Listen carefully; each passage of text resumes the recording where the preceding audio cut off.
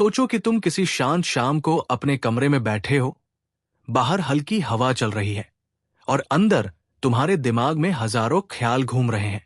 कभी ये ख्याल कि जिंदगी कहाँ जा रही है, कभी ये कि लोग मेरे बारे में क्या सोचते होंगे, और कभी ये कि मैं सच में खुश हूं या बस दिखावा कर रहा हूं। ऐसे ही किसी पल में एक कहानी शुरू होती है, एक ऐसी कहानी जो हमें ये समझाने की कोशिश करती है कि हमारी जिंदगी का सबसे बड़ा जादू हमारी सोच, हमारी ऊर्जा और हमारे नजरिए में छुपा होता है। इस कहानी का नायक कोई बड़ा स्कॉलर नहीं, कोई करोड़पति नहीं, बल्कि एक साधारण सा इंसान है जिसने अपने जीवन में काफी मुश्किलें झेली है। उसने गरीबी देखी, अनिश्चितता देखी, रिश्तों के उतार चढ़ाव देखे और सबसे ज्यादा अपने अंदर का डर और टूटन महसूस की। लेकिन धीरे धीरे उसे एहसास हुआ कि जिंदगी बाहर नहीं, पहले भीतर से बदलती है, और वहीं से शुरू होती है गुड वाइब्स, गुड लाइफ की असली यात्रा। एक ऐसी यात्रा जिसमें हम सीखते हैं कि अच्छे विचार, अच्छी ऊर्जा और अच्छा व्यवहार किस तरह हमें एक बेहतर इंसान बना सकता है। वो कहता है कि हम सब अपने अपने दिमाग में एक नजर न आने वाली दुनिया रखते हैं। ये दुनिया हमारी मान्यताओं, हमारे अनुभवों और हमारे जख्मों से बनी होती है। अगर ये दुनिया नकारात्मकता से भरी हो तो बाहर चाहे कितना भी सुंदर दृश्य क्यों न हो, हमें सब कुछ फीका लगेगा। लेकिन अगर अंदर रोशनी जल जाए तो फिर अंधेरे कमरे भी उतने डरावने नहीं लगते।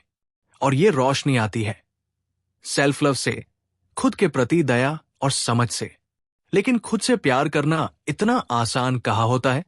अक्सर हमें यही सिखाया जाता है कि खुद को पीछे रखो, दूसरों को पहले रखो और अपनी जरूरतों को नजरअंदाज करना ही अच्छाई है। इसीलिए कहानी यही से शुरू होती है कि सेल्फ लव कोई स्वार्थ नहीं, बल्कि नींव है। जैसे बिना मजबूत जमीन के घर नहीं बनता, वैसे बिना सेल्फ लव के खुशहाल जिंदगी नहीं बनती।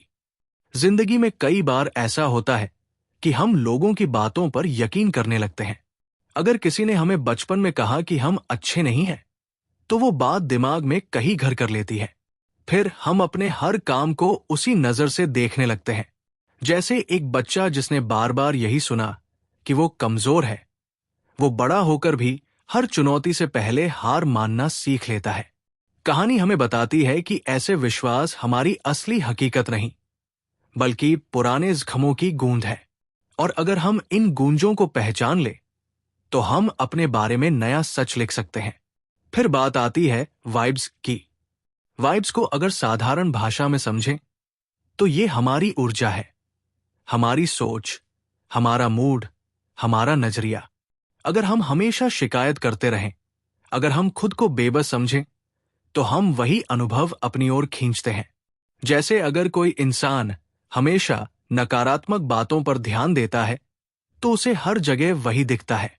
लेकिन अगर कोई इंसान छोटी छोटी चीजों में भी कृतज्ञता ढूंढना सीख जाए तो उसकी दुनिया धीरे धीरे बदलने लगती है।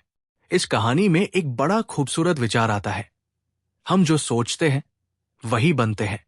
अगर हम अपने मन में बार बार यही कहते रहें कि मेरे साथ कुछ अच्छा नहीं होता, तो ये वाक्य हमारी पहचान बन जाता है।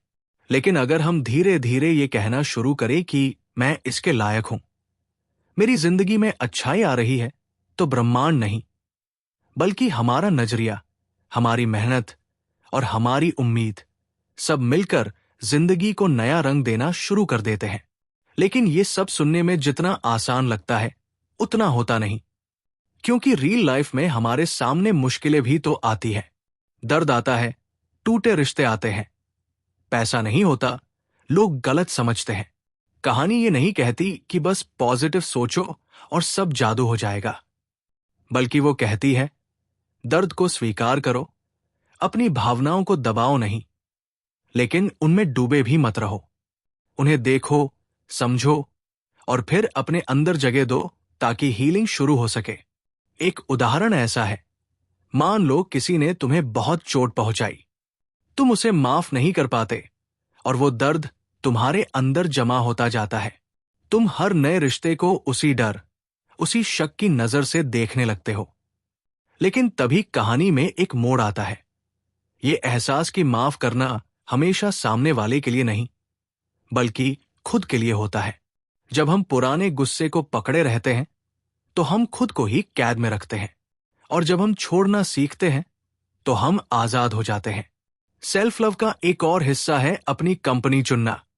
कहानी कहती है कि हम उस माहौल जैसे बन जाते हैं जिसमें हम रहते हैं। अगर हम ऐसे लोगों के साथ रहते हैं जो हमेशा शिकायत करते हैं, जो हमें नीचे गिराते हैं, तो हम चाहे कितने ही अच्छे क्यों न हों, हमारी ऊर्जा गिरने लगती है। लेकिन अगर हम उन लोगों के साथ रहें जो हमें मोटिवेट करते हैं, हमें बढ़ने देते हैं, तो हम खुद को बेहतर बनता हुआ महसूस करते हैं। और फिर आता है ग्रैटिट्यूड, आभार। ये कोई औपचारिक थैंक यू नहीं, बल्कि एक जीवन शैली है। जैसे सुबह उठते ही ये सोचना कि आज का दिन मेरे लिए एक मौका है, या रात को सोने से पहले ये सोचना कि आज मेरे साथ 3 अच्छी बातें हुई। शुरुआत में ये छोटा सा अभ्यास लगता है, लेकिन धीरे धीरे ये हमारी सोच को बदल देता है। हम शिकायतों से ज्यादा ब्लेसिंग्स पर ध्यान देने लगते हैं। कहानी ये भी समझाती है कि अपनी सीमाएं तय करना बहुत जरूरी है। अक्सर हम लोगों को खुश करने में लगे रहते हैं। हाँ, कहते कहते थक जाते हैं, लेकिन ना कहने से डरते हैं। जबकि असली सेल्फ लव ये है कि हम जाने कि हमें क्या चाहिए और क्या नहीं। अगर कोई चीज हमारी मेंटल पीस छीन रही है तो उसे पोलाइटली ना कहना कमजोरी नहीं, बल्कि आत्मसम्मान है। धीरे धीरे कहानी का नायक ये समझता है कि जिंदगी कोई रेस नहीं है जहां सबसे आगे पहुंचना ही जीत है। जीत तो ये है कि हम खुद के साथ शांति में रहें। हम अपने पर्पस को समझें, चाहे वो छोटा हो या बड़ा।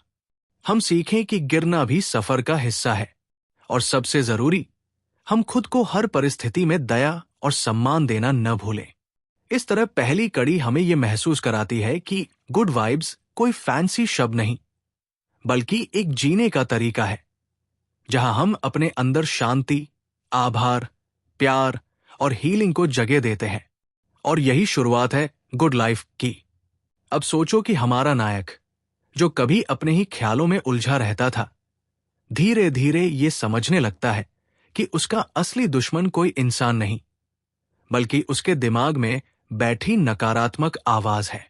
वो आवाज जो कहती है, तुम में कुछ खास नहीं है, तुम कभी सफल नहीं हो पाओगे, लोग तुम्हें पसंद नहीं करते। और ये आवाज सिर्फ उसी के दिमाग में नहीं, बल्कि दुनिया के करोड़ों लोगों के अंदर चलती रहती है।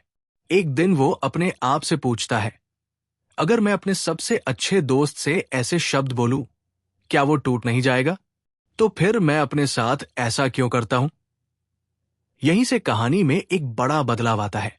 वो तय करता है कि अब वो अपने दिमाग की इस सख्त, आलोचनात्मक आवाज को धीरे धीरे शांत करेगा और उसकी जगह एक ऐसी आवाज बनाएगा जो उसे सहारा दे, उसे समझे, उसे प्यार दे। क्योंकि सच तो ये है कि जीवन भर हम खुद के साथ ही रहते हैं, तो अगर हम खुद के दुश्मन बन जाए तो फिर शांति कहां से मिलेगी? धीरे धीरे वो अफर्मेशंस का इस्तेमाल करना सीखता है, ऐसे वाक्य जिन्हें दोहराते दोहराते हम अपने अंदर एक नया यकीन पैदा कर देते हैं। शुरू शुरू में उसे अटपटा लगता है, जैसे दर्पण में देखकर ये कहना, मैं अपने जीवन के योग्य हूं, मैं प्यार के योग्य हूं, मैं अपने डर से बड़ा हूं। पहले दिन उसे लगता है ये बस खाली शब्द है, लेकिन फिर उसे एहसास होता है कि यही तो वो शब्द है जो बचपन से उसे कभी सुनने नहीं मिले। अब जब वो खुद को ये शब्द देता है तो उसके मन में जमा पुराना दर्द पिघलने लगता है। यहीं पर कहानी हमें एक और सच सिखाती है, हीलिंग सीधी रेखा नहीं होती।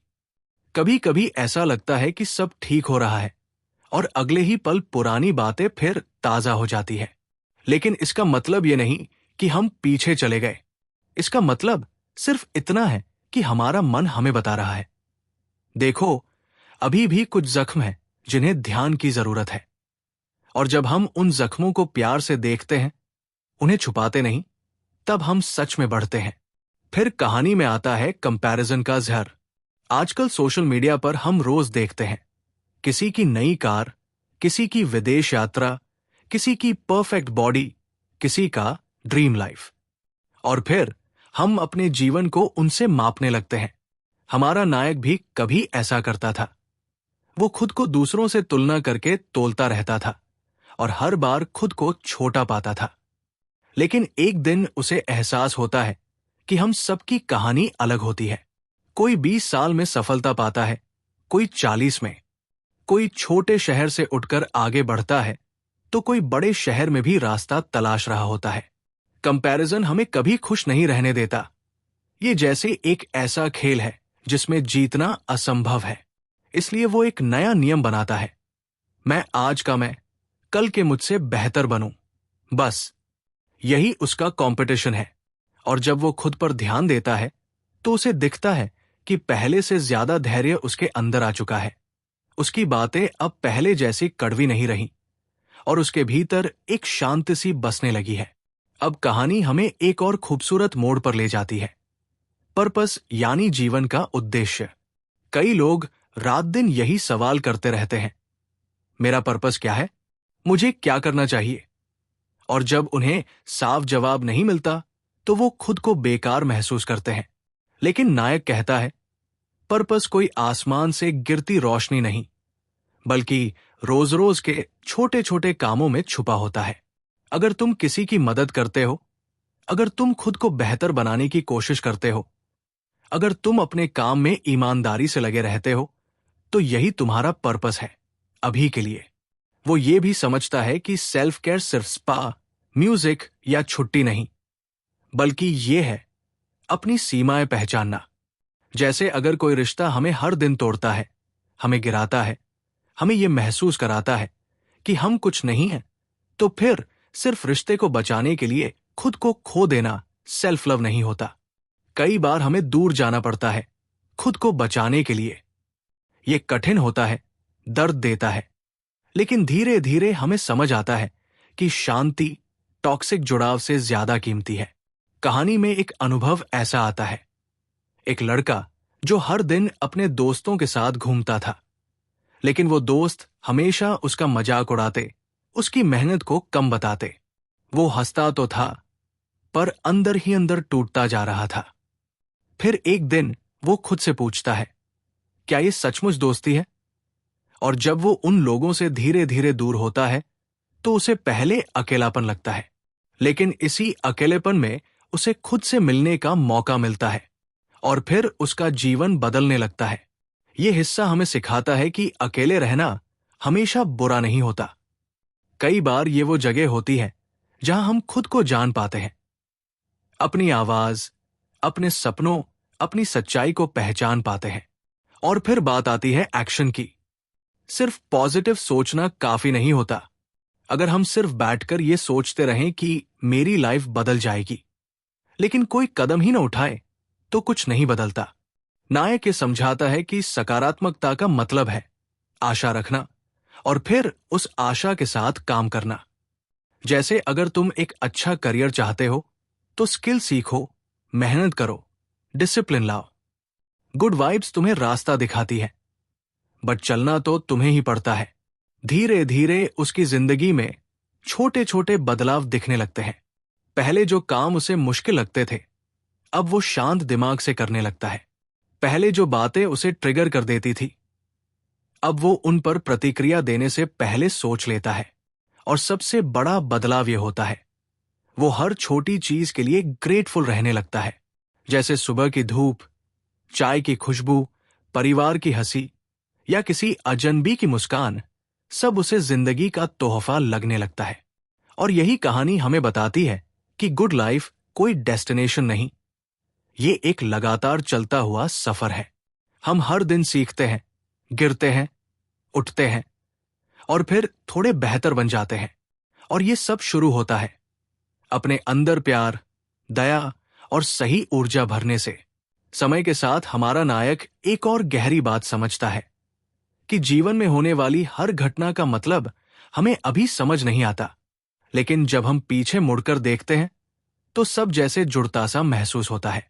वो उन मुश्किल दिनों को याद करता है जब उसे लगता था कि किस्मत उसके खिलाफ है, लेकिन अब वही पल उसे मजबूत, समझदार और संवेदनशील बना चुके थे। उसे एहसास होता है कि हर दर्द ने उसे कुछ सिखाया, हर असफलता ने उसे दिशा दिखाई। यही कहानी एक बहुत मुलायम सा मोड़ लेती है। सेल्फ वर्थ यानी खुद की कीमत समझना। पहले वो अपनी कीमत इस आधार पर तय करता था कि लोग उसके बारे में क्या सोचते हैं। अगर किसी ने तारीफ कर दी तो दिन अच्छा, अगर किसी ने आलोचना कर दी तो वो टूट जाता। लेकिन अब वो ये महसूस करने लगता है कि उसकी असली कीमत उसके भीतर है। उसकी अच्छाई, उसकी नीयत, उसकी मेहनत, उसकी दया, ये सब चीजें किसी अंक, किसी लाइक, किसी टिप्पणी से कहीं बड़ी है। धीरे धीरे वो ये भी देखता है कि डर हमें कितना रोक कर रखता है। हम अक्सर अपने सपने सिर्फ इसलिए छोड़ देते हैं क्योंकि हमें लगता है कि हम असफल हो जाएंगे, लोग हंसेंगे, या फिर हम उतने अच्छे नहीं हैं। लेकिन वो खुद से कहता है, डर होना गलत नहीं, पर डर के कारण रुक जाना गलत है।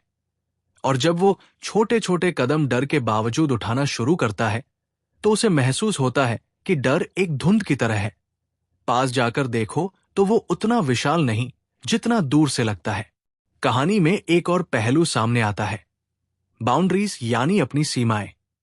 पहले वो हर किसी के लिए उपलब्ध रहने की कोशिश करता था, चाहे खुद थक जाए, टूट जाए।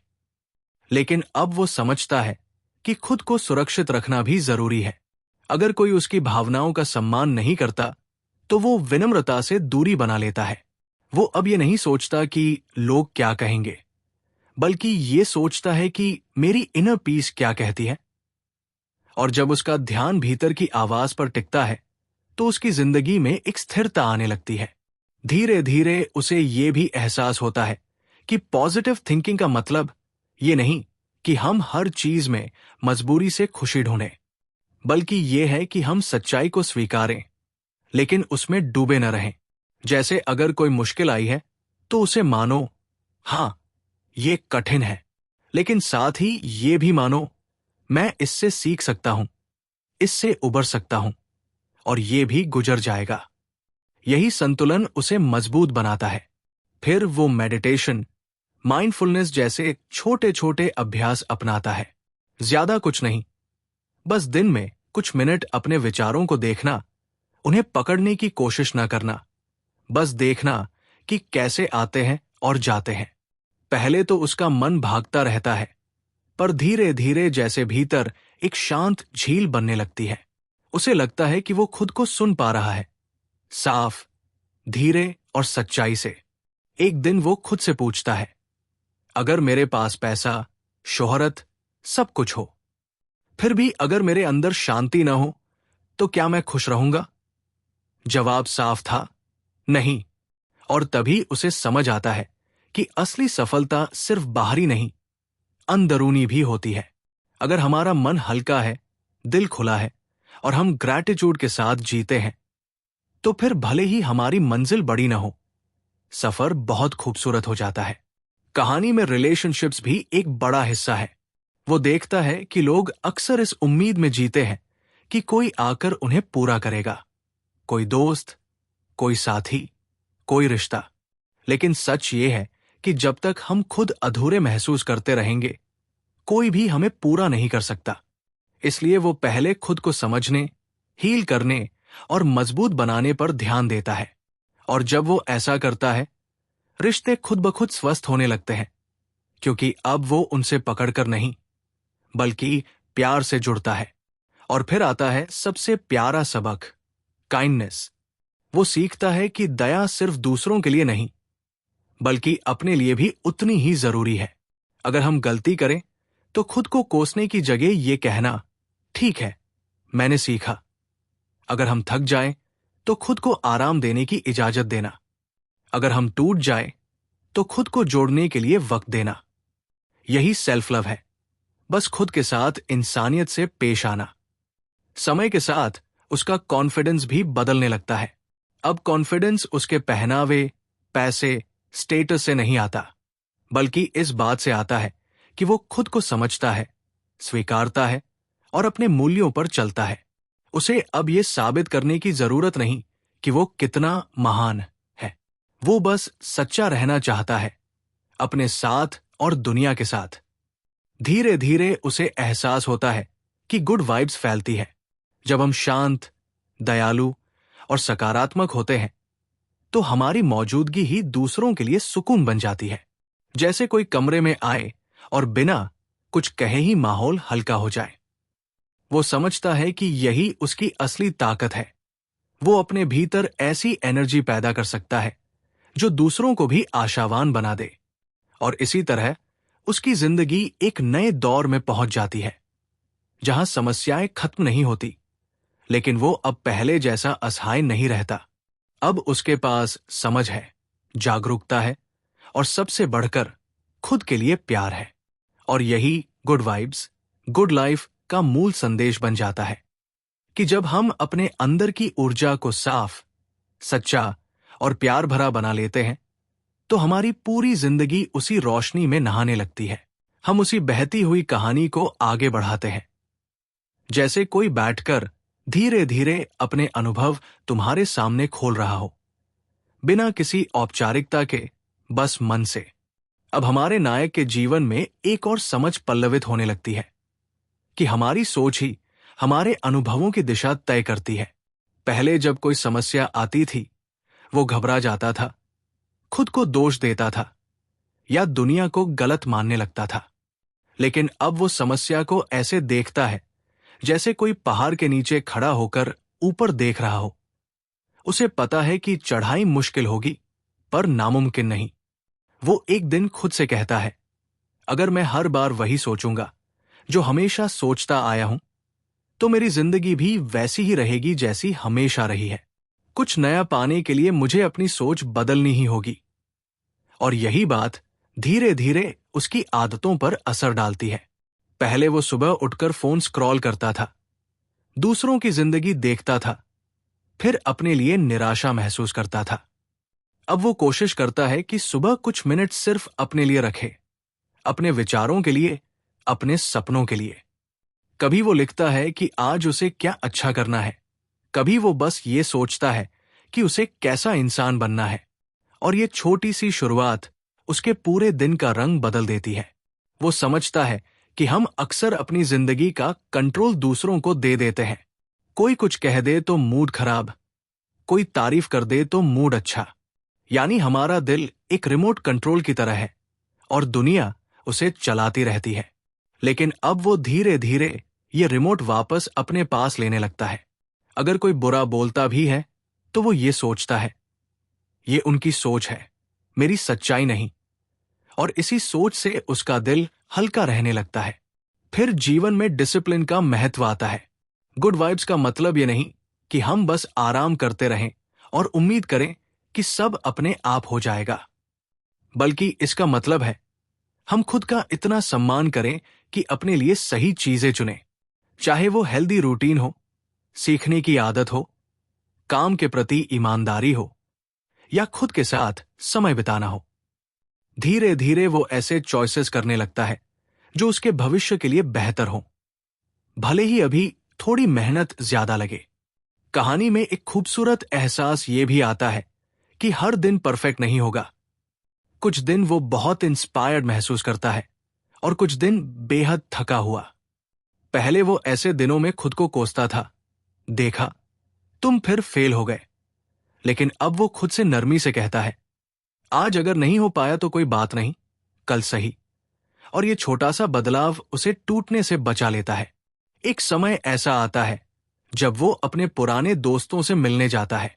वो देखते हैं कि उसमें कुछ बदल गया है। पहले जैसा गुस्सा, चिड़चिड़ापन या असुरक्षा अब उतनी नहीं दिखती। वो उनसे पहले से ज्यादा शांत होकर बात करता है, सुनता है, समझता है। कुछ लोग उसे कहते हैं, तुम तो बहुत बदल गए हो। और वो मुस्कुराकर सोचता है, हां, और ये बदलाव मुझे पसंद है। लेकिन हर बदलाव को सब लोग समझें, ये जरूरी नहीं। कुछ लोग उससे दूर हो जाते हैं, कुछ उसकी नई सोच का मजाक उड़ाते हैं। पहले वो इससे दुखी होता, पर अब उसे पता है कि हर कोई तुम्हारी यात्रा के लिए बना नहीं होता। कुछ लोग सिर्फ एक मोड़ तक साथ होते हैं, फिर रास्ता अलग हो जाता है। यही जीवन है और वो इसे स्वीकार करना सीखता है। अब वो अपने सपनों के बारे में गंभीर होने लगता है। पहले सपने सिर्फ ख्याल थे, पर अब वो उन्हें लक्ष्य बनाता है। वो छोटे छोटे कदम उठाता है, सीखता है, मेहनत करता है, गिरता है, पर रुकता नहीं। उसे समझ आता है कि असली जादू कंसिस्टेंसी में है, रोज थोड़ा सा करना, पर करते रहना। इसी दौरान वो ग्रैटिट्यूड की ताकत को और गहराई से समझता है। जब भी मन उदास होता, वो कागज पर 3 बातें लिखता जिनके लिए वो थैंकफुल है। कभी वो परिवार का प्यार होता, कभी सेहत, कभी कोई पुरानी याद, तो कभी सिर्फ ये कि आज सूरज निकला। ये प्रैक्टिस धीरे धीरे उसके मन को ट्रेन करने लगती है कि वो कमी की जगह उपलब्धि पर ध्यान दे। और फिर आता है एक बेहद कोमल एहसास कि खुद से प्यार करना कोई मंजिल नहीं, बल्कि रोज रोज का चुनाव है।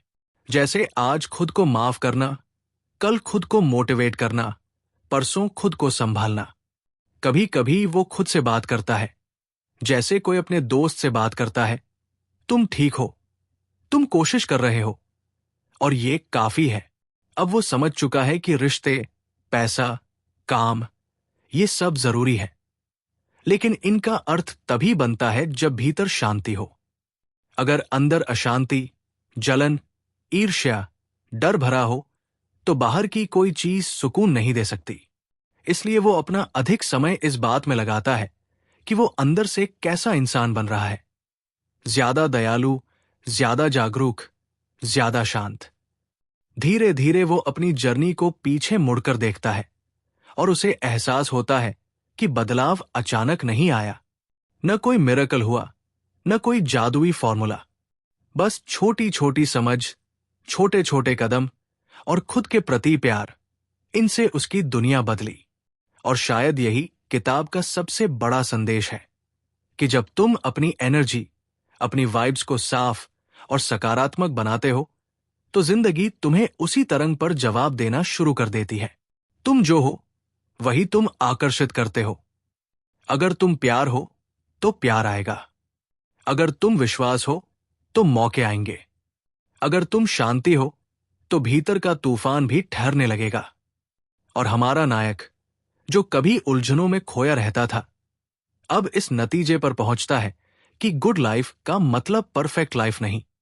इसका मतलब है एक सच्ची, ईमानदार, प्यार भरी, कृतज्ञ लाइफ, जहां तुम खुद को खोते नहीं, बल्कि धीरे धीरे अपने असली रूप को पहचान लेते हो।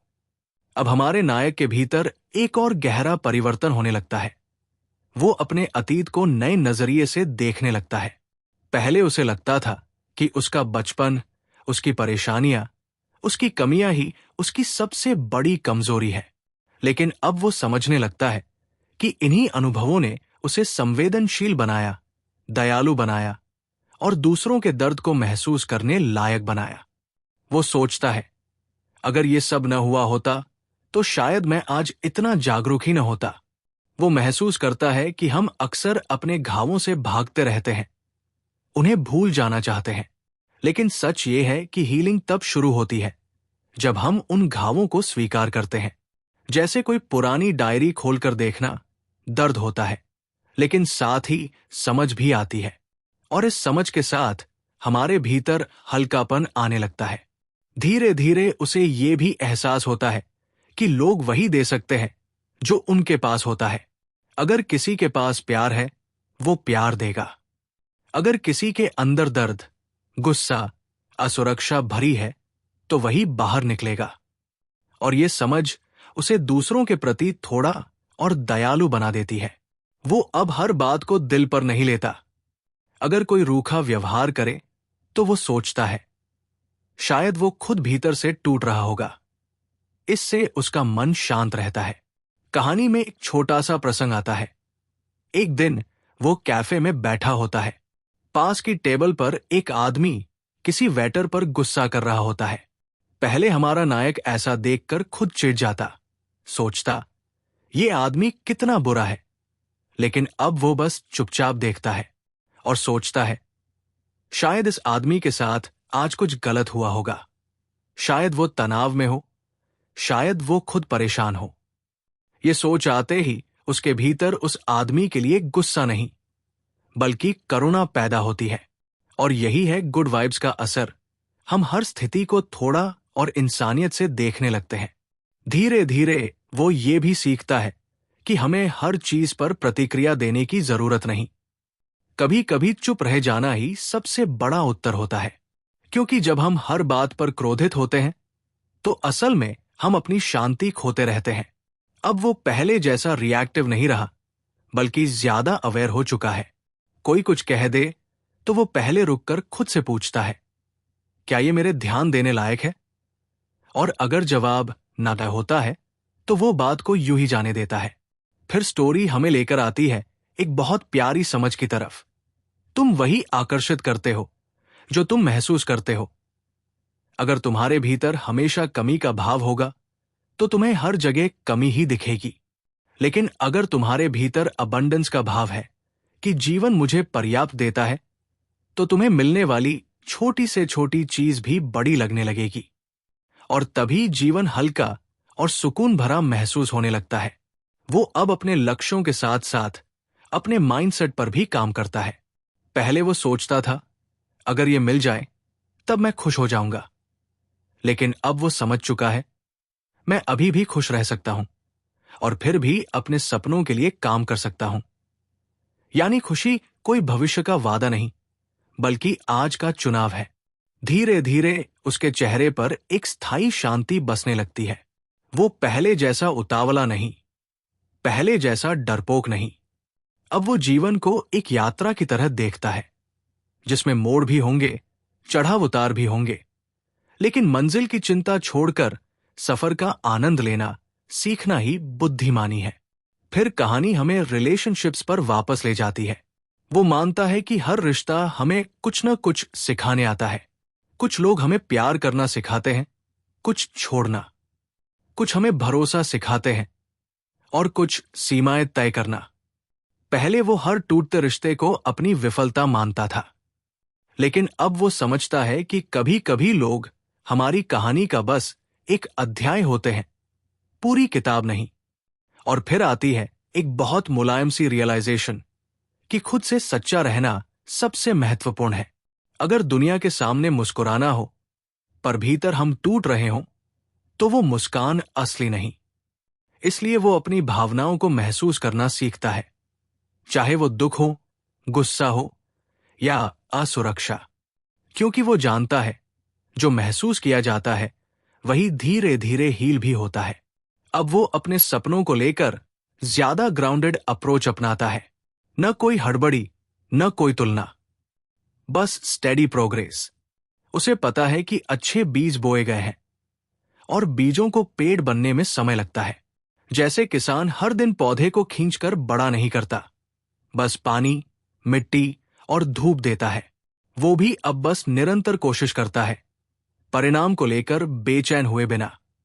इस यात्रा में उसे बार बार यही एहसास होता है कि गुड वाइब्स कोई बनावटी मुस्कान नहीं, बल्कि एक ईमानदार, सच्ची और शांत स्थिति है, जहां हम अपने भीतर के तूफान को समझते हैं और फिर धीरे धीरे उसे शांत करना सीखते हैं।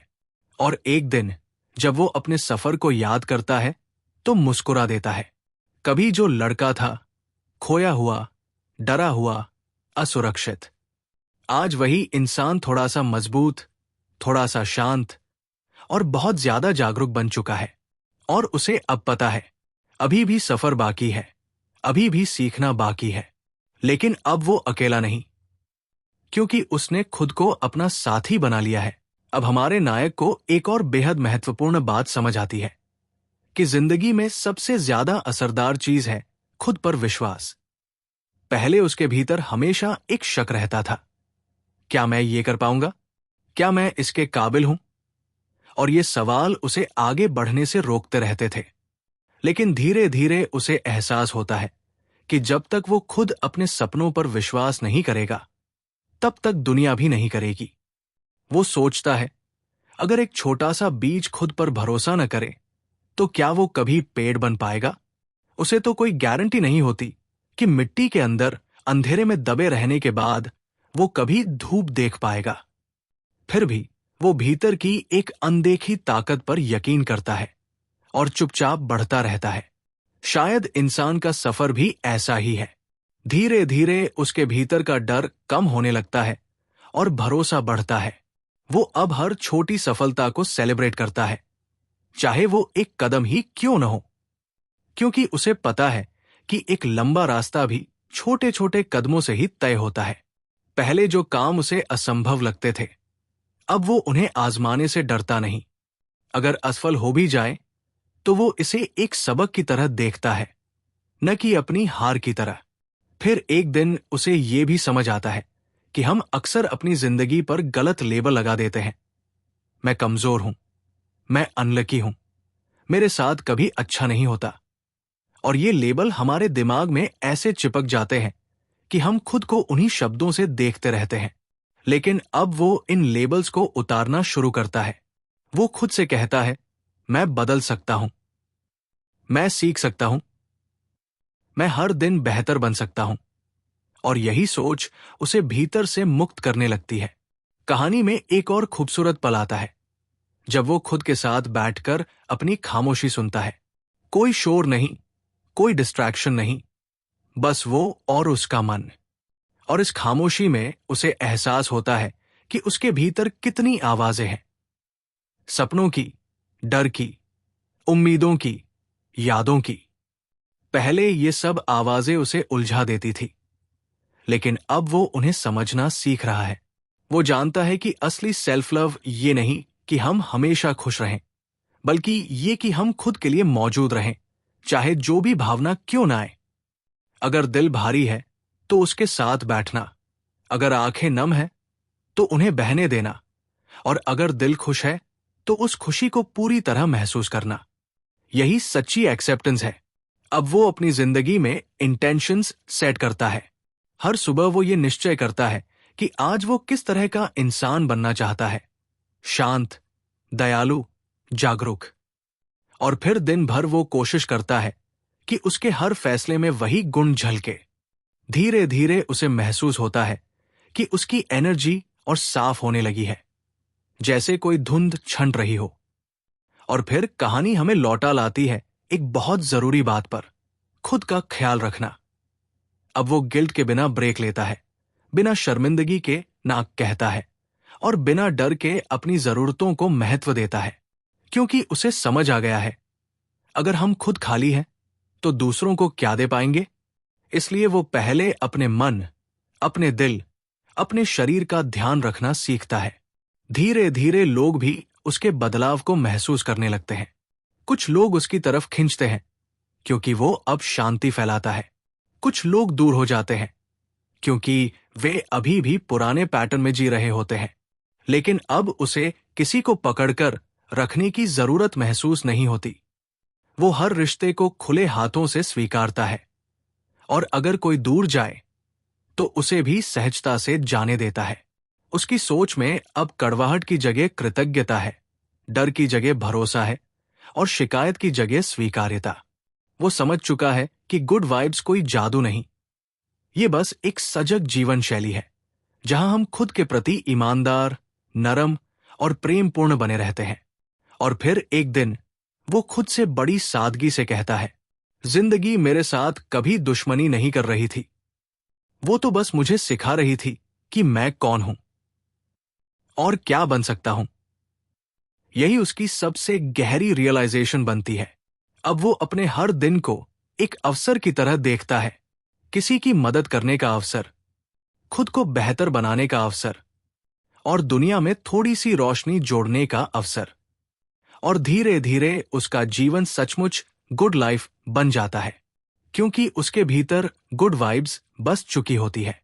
अब जब हमारे नायक के भीतर शांति और समझ की एक नई रोशनी जल चुकी है, तो वो अपनी रोजमर्रा की जिंदगी को भी अलग नजर से देखने लगता है।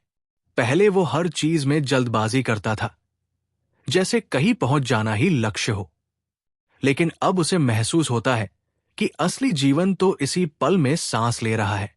सुबह की हवा, सड़क पर चलता हुआ कोई बच्चा, कहीं दूर से आती चाय की खुशबू, ये सब पहले बस गुजर जाता था।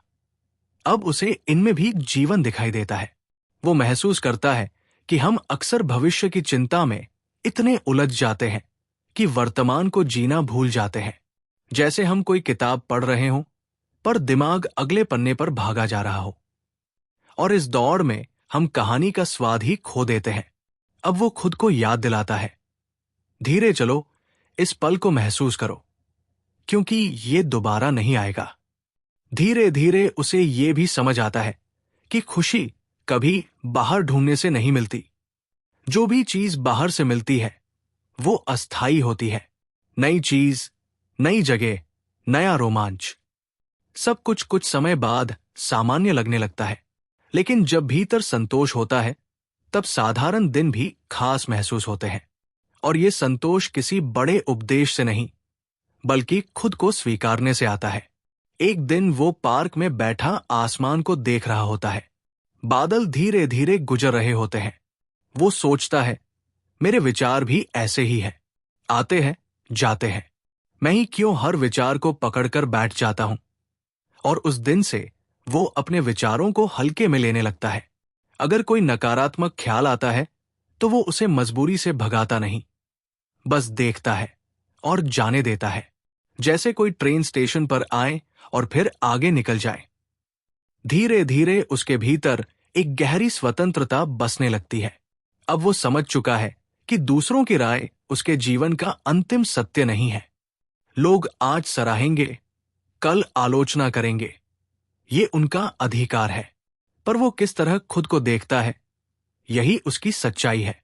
और इसलिए अब वो अपने दिल की आवाज पर ज्यादा भरोसा करता है। इस नए नजरिए के साथ उसकी मेहनत भी बदल जाती है। वो अब सिर्फ सफलता के पीछे नहीं दौड़ता, बल्कि अर्थ, मीनिंग के पीछे चलता है। वो ऐसा काम करना चाहता है जिसमें उसका दिल भी जुड़ा हो, जिसकी वजह से किसी का जीवन थोड़ा बेहतर हो सके। और जब वो ऐसे काम में जुटता है तो थकान भी मीठी लगने लगती है, क्योंकि अब उसके पास क्यों है। धीरे धीरे उसे ये एहसास भी होता है कि हम सबकी यात्रा अलग है। कोई जल्दी सीख जाता है, कोई देर से, कोई रास्ता साफ देख लेता है, किसी को धुंध में चलना पड़ता है। और इसलिए वो खुद की तुलना किसी से करना पूरी तरह छोड़ देता है। अब वो बस यही चाहता है कि कल के मुकाबले आज का वो थोड़ा सा बेहतर इंसान बने। अक्सर वो शाम के समय अपने दिन को याद करता है। वो सोचता है, आज मैंने कौन सा काम दिल से किया, आज मैंने किसके चेहरे पर मुस्कान लाई, आज मैंने खुद के लिए क्या अच्छा किया। ये सवाल उसे भीतर से जोड़ते हैं और उसे याद दिलाते हैं कि गुड लाइफ का मतलब सिर्फ कमाना या पाना नहीं, बल्कि जीना और महसूस करना है। और फिर एक बहुत नर्म सा एहसास उसे छू जाता है कि वो अब जीवन से लड़ नहीं रहा, बल्कि उसके साथ बहना सीख चुका है। पहले अगर कुछ उसकी इच्छा के अनुसार नहीं होता तो वो टूट जाता था। अब अगर चीजें अलग दिशा में जाती हैं तो वो सोचता है, शायद इसमें भी कोई सीख छुपी है। धीरे धीरे उसके भीतर भरोसा गहराता जाता है, खुद पर भी, जीवन पर भी। और एक दिन जब वो आईने के सामने खड़ा होकर खुद को देखता है तो उसे एक नया चेहरा दिखाई देता है। वही आंखें, वही मुस्कान, लेकिन अब उनमें एक परिपक्वता है, एक अपनापन है, एक सुकून है। उसे लगता है जैसे वो खुद से कह रहा हो, मैं अब तुम्हें स्वीकार करता हूं, तुम जैसे हो वैसे ही ठीक हो, और फिर भी तुम बेहतर बन सकते हो। और बस यहीं गुड वाइब्स, गुड लाइफ का सार ठहर जाता है। अब जब हमारे नायक के भीतर ये समझ गहरी हो चुकी है कि जिंदगी को स्वीकारना ही असली शांति की शुरुआत है, तो वो अपने भीतर के रिश्ते को और मजबूत करने लगता है। पहले वो हमेशा इस कोशिश में लगा रहता था कि दुनिया उसे पसंद करे, कोई उसे गलत न समझे, कोई उससे नाराज न हो जाए। लेकिन अब उसे एहसास होता है कि सबसे पहले उसे खुद के साथ ईमानदार होना है। अगर उसे किसी चीज से तकलीफ होती है तो वो उसे महसूस करता है, उसे नाम देता है, छुपाता नहीं। वो समझ चुका है कि हम अक्सर अपनी भावनाओं से भागते रहते हैं, क्योंकि हमें डर होता है कि कहीं हम टूट न जाए। लेकिन जब वो अपने दुख के सामने बैठता है, उसे जगह देता है, तो उसे महसूस होता है कि दुख भी धीरे धीरे पिघलने लगता है, जैसे बर्फ सूरज की गर्माहट से पिघलती है। बस उसी तरह अब वो खुद से सवाल पूछता है, आज मैंने अपने दिल के साथ कैसा व्यवहार किया? क्या मैंने खुद को सुना? क्या मैंने खुद को ज्यादा कठोरता से जज तो नहीं किया? और ये सवाल उसे बार बार अपनी जड़ों की ओर लौटाते हैं, उस जगह जहां सच्चाई और सुकून बसता है। धीरे धीरे उसे ये समझ भी आती है कि हम सब अपने अपने तरीके से घायल होते हैं और अपना अपना रास्ता ढूंढते हैं। कोई काम में डूबकर भागता है, कोई चुप्पी में, कोई हंसी में, कोई लोगों में। लेकिन असली हिम्मत तो तब होती है जब हम अपने भीतर वापस लौटते हैं और स्वीकारते हैं कि हां, मैं टूटा हूं, लेकिन मैं टूट कर खत्म नहीं हुआ। अब वो अपनी जिंदगी में माफी को शामिल करता है, सिर्फ दूसरों के लिए नहीं, बल्कि अपने लिए भी। वो उन पलों को याद करता है जब उससे गलती हुई, जब उसने किसी को दुख पहुंचाया, जब उसने खुद को नीचा दिखाया। पहले वो इन यादों में जलता रहता था, खुद को कोसता रहता था, लेकिन अब वो खुद से कहता है, मैं तब इतना ही जानता था, आज मैं बेहतर जानता हूं, और यही मेरी जीत है। इस सोच से उसके भीतर का बोझ धीरे धीरे उतरने लगता है। फिर वो अपने सपनों की तरफ लौटता है। अब सपने उसके लिए कोई दूर की चमकती चीज नहीं रह जाते, बल्कि वो उन्हें अपने रोजमर्रा के छोटे छोटे कामों में पिरो देता है। वो सीखता है कि कंसिस्टेंसी ही शक्ति है। रोज थोड़ा सा पढ़ना, थोड़ा सा लिखना, थोड़ा सा सीखना, यही कदम भविष्य बनाते हैं। और वो अपनी इस यात्रा को एंजॉय करना सीख चुका है। कभी कभी उसे अब भी डर लगता है, कभी कोई चिंता घेर लेती है, कभी पुरानी बातें लौट आती है, लेकिन अब फर्क ये है कि वो इन सब चीजों से भागता नहीं। वो उन्हें पहचानता है, उन्हें नाम देता है, और फिर धीरे से खुद से कहता है, सब ठीक है, मैं संभाल लूंगा। और सच में संभाल लेता है। एक दिन वो अपने पुराने घर के पास से गुजरता है। वही गलियां, वही दीवारें, वही यादें। उसे लगता है कि ये जगह अभी भी वैसी ही है, लेकिन वो बदल चुका है। और शायद जीवन का सच भी यही है। परिस्थितियां हमेशा नहीं बदलती, लेकिन हम बदल जाते हैं। और जब हम बदलते हैं तो हमारी दुनिया भी बदल जाती है। धीरे धीरे उसके अंदर ग्रैटिट्यूड और भी गहरा होता जाता है। वो उन लोगों के लिए भी थैंकफुल महसूस करने लगता है जिन्होंने उसे तकलीफ दी थी, क्योंकि अब उसे दिखता है कि उन्हीं अनुभवों ने उसे स्ट्रॉन्गर, वाइसर और ज्यादा कंपैशनेट बनाया। वो सोचता है, अगर वो सब न होता तो मैं आज ये न होता जो हूं। और फिर एक बहुत सुंदर पल आता है। वो समझ जाता है कि गुड वाइब्स सिर्फ एक कॉन्सेप्ट नहीं, बल्कि एक कमिटमेंट है, खुद के प्रति, जीवन के प्रति, और हर उस इंसान के प्रति जो हमारी एनर्जी को छूता है। अब उसका हर कदम थोड़ी सी सॉफ्टनेस लेकर चलता है। उसकी आंखों में अब जजमेंट नहीं, समझ है। उसकी बातों में अब शिकायत नहीं, शुक्रिया है। और उसके दिल में अब डर नहीं, भरोसा है। रिश्तों में भी वो अब क्लिंग नहीं करता। वो जानता है, जो तुम्हारा है वो रहेगा, जो नहीं है वो चला जाएगा। और दोनों ही स्थितियों में शांति बनाए रखना ही परिपक्वता है। धीरे धीरे वो इस नतीजे पर पहुंचता है कि गुड लाइफ कोई ट्रॉफी नहीं जो हमें किसी दिन अचानक मिल जाए, बल्कि ये रोज रोज किए गए चुनावों का परिणाम है। हम कैसे सोचते हैं, कैसे महसूस करते हैं, कैसे प्रतिक्रिया देते हैं, और सबसे ज्यादा हम खुद से कैसा व्यवहार करते हैं। और जब ये सब बदलता है तो जीवन भी धीरे धीरे मुस्कुराने लगता है। अब उसका मन जीवन से यही कहता है, धन्यवाद, हर खुशी के लिए, हर आंसू के लिए, हर सीख के लिए, और हर उस पल के लिए जिसने मुझे मजबूत बनाया। और बस यही भावना उसकी पूरी यात्रा को एक खूबसूरत अर्थ दे देती है। समय के साथ हमारे नायक को एक और गहरा एहसास होता है कि जिंदगी में हर चीज पर हमारा कंट्रोल नहीं होता। कुछ रिश्ते टूट जाते हैं, कुछ मौके छूट जाते हैं, कुछ सपने पूरे नहीं होते। पहले वो इन बातों से टूट जाता था, बेचैन हो जाता था, खुद को दोष देता था। लेकिन अब उसे समझ आता है कि जीवन हमेशा वैसा नहीं चलता जैसा हम योजना बनाते हैं। और शायद यही इसकी खूबसूरती भी है। वो ये सीखने लगता है कि सरेंडर करना भी एक कला है। यानी जो चीजें हमारे हाथ में नहीं है, उन्हें मजबूरी से पकड़े रहना नहीं, बल्कि भरोसे के साथ जीवन को आगे बहने देना। वो खुद से कहता है, मैं अपनी तरफ से पूरी कोशिश करूंगा, बाकी जो होगा उसे स्वीकार करूंगा। और इस सोच से उसके दिल का बोझ हल्का होने लगता है।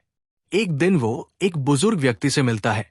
उस बुजुर्ग के चेहरे पर गहरी झुर्रियां है, लेकिन आंखों में एक अजीब सी शांति। बातों बातों में वो बुजुर्ग कहते हैं, जिंदगी में सबसे बड़ी समझ यह है बेटा, कि हर चीज तुम्हारे खिलाफ नहीं होती। कभी कभी जीवन तुम्हें एक और बेहतर दिशा में ले जा रहा होता है। ये बात उसके दिल में गूंजती रहती है। वो सोचता है, शायद सचमुच जीवन ने उसे हर मुश्किल के साथ थोड़ा और मजबूत बनाया था, थोड़ा और जागरूक, थोड़ा और विनम्र। धीरे धीरे वो अपने डर को भी नए नजरिए से देखने लगता है। पहले डर उसके लिए दीवार था, जो उसे रोक देता था। अब वो डर को एक संकेत की तरह देखता है कि शायद यही वो सीमा है जहां उसे बढ़ना है। और जब वो डर के बावजूद छोटे छोटे कदम उठाता है, तो उसे एहसास होता है कि ज्यादातर डर हमारे मन के बनाए हुए होते हैं। फिर कहानी हमें एक और खूबसूरत समझ की तरफ ले जाती है कि अपने दिल की सुनना कितना जरूरी है। हम दुनिया की आवाजें तो हमेशा सुनते रहते हैं, लेकिन अपने भीतर की आवाज अक्सर दबा देते हैं। अब वो अपने दिल से जुड़ना सीख चुका है। अगर कोई काम उसे भीतर से गलत लगता है, तो वो उसे सिर्फ इसीलिए नहीं करता कि लोग क्या कहेंगे। वो अपने निर्णय में ऑनेस्टी को जगह देता है, और इससे उसका आत्मविश्वास गहराता है। और इसी दौरान उसे एहसास होता है कि प्यार सिर्फ किसी दूसरे इंसान के लिए नहीं, बल्कि जीवन के लिए भी होता है। सुबह उठकर सूरज की रोशनी में कृतज्ञता महसूस करना, बारिश की बूंदों में सुकून ढूंढना, अपने काम में अर्थ महसूस करना, ये सब भी प्यार ही के रूप है। अब वो हर दिन को एक तोहफे की तरह देखता है। वो जानता है कि समय सीमित है, और इसीलिए वो चाहकर भी नकारात्मकता में ज्यादा देर नहीं रह पाता। उसे महसूस होता है कि उसका दिल अब हल्का है, जैसे बरसों से दबा कोई बोझ आखिर उतर गया हो। धीरे धीरे उसके रिश्ते भी बदलने लगते हैं। लोग उसकी शांति से खिंचे आते हैं। वो अब दूसरों को जज करने की बजाय समझने की कोशिश करता है। अगर कोई दुखी है तो वो उसकी कहानी सुनता है, अगर कोई गुस्से में है तो वो ये सोचता है, शायद उसके भीतर कोई अनकहा दर्द है। और इस नजरिए से उसके भीतर दया और बढ़ती जाती है। कभी कभी अकेले बैठकर वो अपने पुराने खुद को याद करता है। वो लड़का जो हर बात में उलझ जाता था, जो हर चीज में कमी ढूंढता था, जो खुद से ही नाराज रहता था। और फिर अपने आज के खुद को देखता है, शांत, स्थिर, समझदार, संवेदनशील। उसे महसूस होता है कि ये बदलाव अचानक नहीं आया, बल्कि रोज रोज किए गए छोटे छोटे चुनावों का नतीजा है। थोड़ी दया, थोड़ी समझ, थोड़ा धैर्य, और सबसे बढ़कर खुद के प्रति प्यार। और फिर एक दिन वो अपने दिल से ये सरल सी बात कहता है, अगर मैं इस धरती पर थोड़ी सी भी रोशनी, थोड़ी सी भी पॉजिटिविटी, थोड़ा सा भी प्यार जोड़ पाऊं, तो शायद मेरी जिंदगी सफल है। और यही सोच उसे आगे बढ़ने की ताकत देती है। अब उसके लिए सक्सेस का मतलब केवल पैसा या स्टेटस नहीं, बल्कि यह है कि वो कैसा इंसान बन रहा है, उसकी एनर्जी कैसी है, और वो दूसरों के जीवन में कैसी तरंगे भेज रहा है। और उसी पल उसे एहसास होता है कि गुड वाइब्स, गुड लाइफ कोई फैंसी स्लोगन नहीं, बल्कि एक जीने का गहरा तरीका है, जहां हम अपनी चेतना को रोशनी की तरफ मोड़ते हैं, और फिर धीरे धीरे हमारी दुनिया भी उसी रोशनी में नहाने लगती है। अब तक की यात्रा में हमारे नायक ने बहुत कुछ समझ लिया था, सेल्फ लव, ग्रैटिट्यूड, एक्सेप्टेंस, लेटिंग गो। लेकिन एक चीज अभी भी बाकी थी, अपनी असल पहचान को समझना। वो अक्सर सोचता, मैं हूं कौन, बिना अपने काम, बिना अपनी उपलब्धियों, बिना लोगों की राय के। पहले वो खुद को अपनी असफलताओं से पहचानता था, कभी अपनी कमियों से, कभी दूसरों की तुलना से। लेकिन अब एक शांत शाम, जब वो अकेले अपने कमरे में बैठा होता है, उसे भीतर से एक आवाज सी सुनाई देती है। तुम सिर्फ उतने नहीं हो जितना लोग तुम्हें देखते हैं, तुम उससे कहीं ज्यादा हो। इस बात ने उसे जैसे भीतर तक छू लिया। वो समझने लगता है कि असली पहचान किसी बाहरी चीज से नहीं बनती, न पद से, न पैसे से, न तालियों से, न आलोचनाओं से। असली पहचान बनती है हमारे मूल्यों से, हमारी नीयत से, हमारी दया, हमारी सच्चाई, हमारी रोशनी से। और जब ये समझ दिल तक पहुंचती है, उसके भीतर का डर धीरे धीरे मिटने लगता है। अब वो लोगों को खुश करने की मजबूरी से आजाद होने लगता है। वो सच बोलता है, पर नम्रता के साथ। वो अपनी सीमाएं तय करता है, पर सम्मान के साथ। वो रिश्तों में देता भी है, पर खुद को खोए बिना। एक दिन वो अपने पुराने डायरी के पन्ने पढ़ता है, जहां उसने अपने डर, अपनी शिकायतें, अपने दर्द लिखे थे। वो पढ़ते पढ़ते मुस्कुरा देता है। उसे लगता है जैसे ये किसी और की कहानी हो, क्योंकि आज के वो नहीं रहे। और यही उसे एक बहुत गहरी बात समझ आती है। हम सब बदल सकते हैं, चाहे कितना भी दर्द क्यों न हो, चाहे हम कितनी भी बार टूटे हों। अगर हम ईमानदारी से खुद पर काम करें, तो रोशनी का रास्ता हमेशा खुल जाता है। अब उसकी लाइफ में क्लैरिटी आने लगती है। उसे पता चल रहा है किसके साथ रहना है, किस बात पर चुप रहना है, किस जगह मेहनत लगानी है और कहाँ बस छोड़ देना है।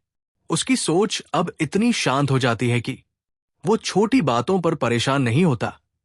गलतफहमी हो जाए तो वो संवाद चुनता है, गलती हो जाए तो माफी चुनता है, और जब कुछ समझ ना आए तो धैर्य चुनता है। धीरे धीरे उसके भीतर की लहरें स्थिर झील सी हो जाती है। और फिर एक दिन वो महसूस करता है कि अब खुशी उसे खोजनी नहीं पड़ती, वो तो उसके भीतर ही रहने लगी है। कभी चाय के कप में, कभी एक शांत टहल में, कभी किसी किताब के पन्नों में, कभी किसी प्यारी बातचीत में, और सबसे ज्यादा खुद के साथ बिताए पलों में। अब वो खुद का सबसे अच्छा दोस्त बन चुका है। वो जानता है अगर दुनिया साथ दे तो भी अच्छा, अगर न दे तो भी वो अपने साथ है। और यही समझ उसे अटूट बना देती है। धीरे धीरे वो अपने आसपास भी यही वाइब फैलाने लगता है। लोग उसके पास आते हैं, उससे बात करते हैं, और बिना कहे ही उन्हें सुकून मिलता है। क्योंकि अब उसकी उपस्थिति में जजमेंट नहीं, बल्कि वार्मथ होती है। कंपटीशन नहीं, बल्कि अंडरस्टैंडिंग होती है। ईगो नहीं, बल्कि कनेक्शन होता है। और वहीं उसे एहसास होता है कि गुड वाइब्स का असली मतलब क्या है। ये केवल खुश रहना नहीं, बल्कि दूसरों के लिए भी एक सेफ जगह बन जाना है, जहां वे खुलकर बात कर सकें, जहां उन्हें सुना जाए, जहां उन्हें अहमियत मिले। और फिर वो अपने जीवन के एक और मुकाम पर पहुंचता है, जहां उसे लगता है कि वो आखिरकार जीना सीख गया है।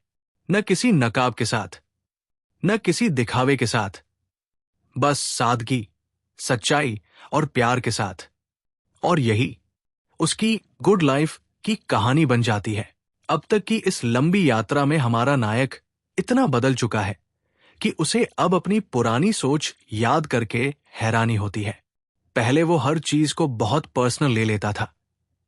किसी ने बात नहीं की तो लगता था कि शायद वो नाराज है, किसी ने तारीफ नहीं की तो लगता था कि शायद वो पर्याप्त नहीं है। लेकिन अब उसे समझ आ गया है, हर इंसान अपनी कहानी में व्यस्त है, और दुनिया हमेशा हमारे बारे में नहीं घूमती। इस समझ से उसने दूसरों से कम और खुद से ज्यादा उम्मीदें रखना शुरू कर दिया। धीरे धीरे वो अपने मन को एक बगीचे की तरह देखने लगता है। अगर उस बगीचे में सिर्फ शिकायतें, गुस्सा, जलन और डर बोए जाए तो वही उगेगा। लेकिन अगर उसमें प्यार, दया, आभार और भरोसे के बीज डाले जाएं, तो समय के साथ वो एक शांत, खूबसूरत जगह बन जाएगा। और अब वो रोज अपने इस इनर गार्डन का ख्याल रखता है। वो देखता है कि कैसे छोटी छोटी चीजें उसकी सोच को प्रभावित करती है। कौन सी बातें वो सुनता है, किस तरह के लोग उसके आसपास है, वो किस चीज पर अपना ध्यान देता है। और इसलिए वो अब नेगेटिविटी से दूर रहना सीखता है। ना वो बेवजह बहस करता है, ना दूसरों की समस्याओं को अपनी पहचान बना लेता है। वो मदद करने के लिए हमेशा तैयार रहता है, लेकिन अब खुद को खोकर नहीं। कभी कभी लोग उससे पूछते, तुम इतने शांत कैसे हो गए? तो वो मुस्कुराकर सिर्फ इतना कहता, मैंने खुद से लड़ना बंद कर दिया है। फिर वो अपनी पुरानी गलतियों पर नजर डालता है। पहले वो उन्हें एक बोझ की तरह उठाए फिरता था, लेकिन अब वो उन्हें अपने शिक्षक की तरह देखता है। हर गलती ने उसे कुछ सिखाया। किस पर भरोसा करना है, किससे दूरी बनानी है, कहाँ बोलना है, कहाँ चुप रहना है, और सबसे जरूरी, खुद के लिए खड़े होना। अब उसकी जिंदगी में एक स्वस्थ संतुलन आ चुका है। वो काम भी करता है, आराम भी, लोगों के साथ समय बिताता है और अकेले भी रह पाता है, बिना डर के, बिना खालीपन के। उसने सीख लिया है कि अकेलापन हमेशा बुरा नहीं होता। कभी कभी वो वही जगह होती है जहां हम खुद को सबसे साफ देख पाते हैं। और इसी दौरान उसे एक और बात समझ आती है। खुशी का असली स्रोत कृतज्ञता है। जब वो हर दिन ये महसूस करता है कि उसके पास सांस है, सेहत है, थोड़ा सा वक्त है, खुद को सुधारने के मौके हैं, तो उसे लगता है कि वो पहले ही बहुत अमीर है। अब उसके अंदर भागने वाली बेचैनी नहीं रही। वो कहीं पहुंचने की जल्दी में नहीं, बल्कि रास्ते को जीने में लगा है। कभी वो किसी पुराने दोस्त से मिलता है जो अभी भी शिकायतों में फंसा हुआ है, जीवन को दोष देता हुआ। हमारा नायक उसे समझाता नहीं, नहीं बदलने की कोशिश करता है। वो बस अपनी मौजूदगी से, अपनी बातों से एक शांत सी प्रेरणा दे देता है, क्योंकि अब उसे पता है कोई तब तक नहीं बदलेगा जब तक वो खुद न चाहे। और यही परिपक्वता है।